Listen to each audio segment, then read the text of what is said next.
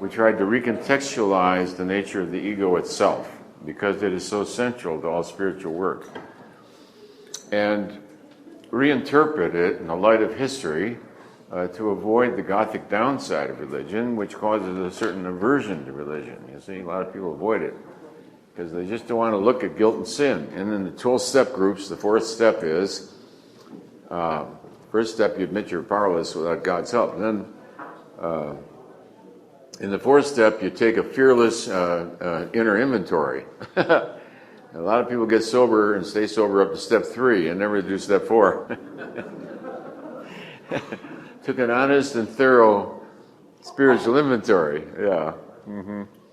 And why do people avoid that? They avoid that because of the way the ego's been contextualized.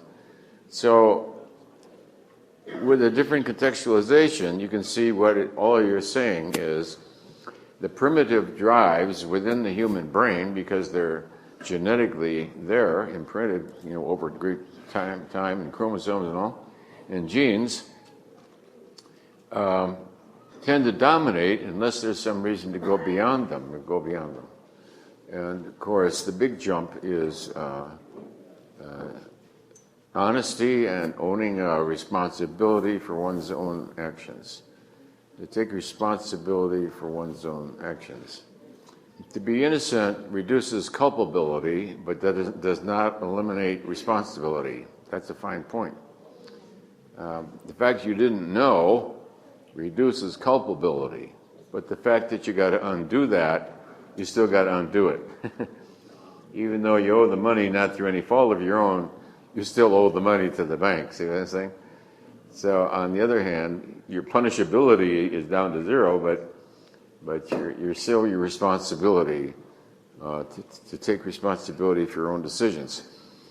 It's true. The human is driven by fallacy because of the distortion of the animal brain, but he still is responsible for his actions and to evolve beyond them. This is possible to do it without your superego, which is your Freudian conscience, attacking you with guilt. So if you're relatively unafraid of your own conscience, then you can do an honest and integrous inner spiritual inventory. But if it looks like a dangerous animal waiting to bite you the minute you admit something, you're going to avoid it. So to avoid that denial and aversion to inner honesty, I think recontextualizing the ego is useful.